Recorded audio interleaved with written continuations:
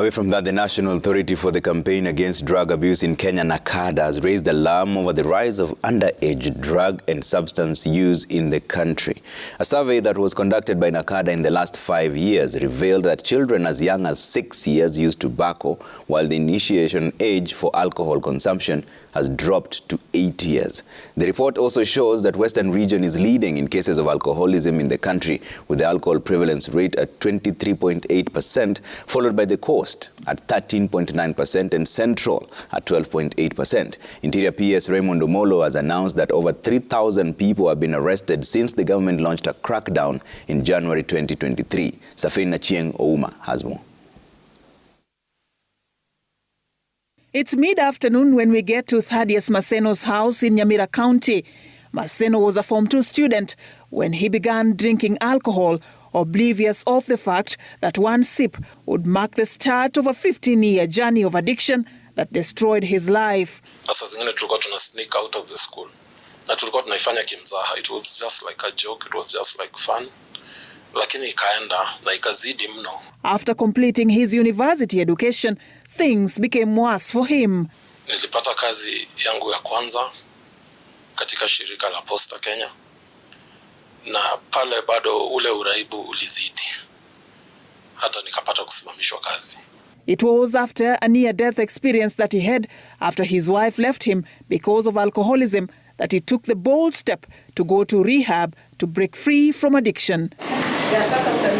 Maseno's experience resonates with that of Njeri Mathu, who walked the bumpy road as an alcoholic for years and in the process wasted many precious opportunities. At one time I was Miss Kenya runners-up, but then addiction doesn't know whether you are Miss Kenya, it doesn't know beauty, it doesn't know level of education. I was in one of the best schools in Kenya, that is Gandu Girls, Bishop Katimo Gandu Girls, and alcohol messed up my life. She has been on the recovery path for 18 years now, and today she walks with her head held high as a board member of NACADA after conquering the monster that was part of her life, alcohol.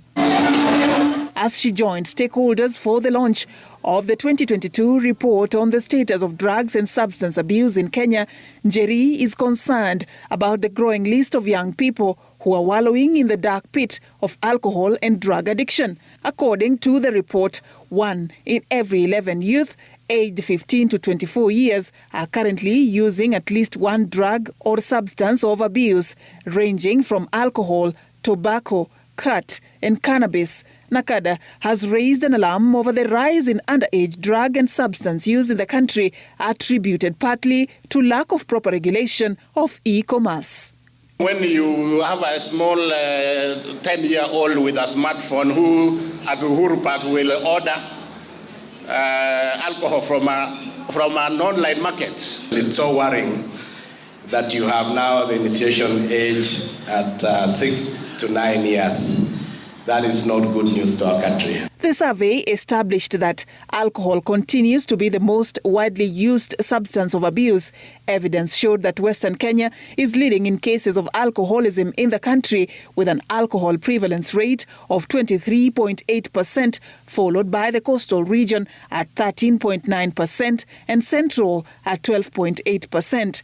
The findings pointing towards increasing demand for cheaper and readily available alcoholic products like changa and traditional brew, which are popular in Western, and portable spirits, which are consumed mostly in central region. Traditional alcohol in other regions of the country has been legalized and therefore it has been commercialized.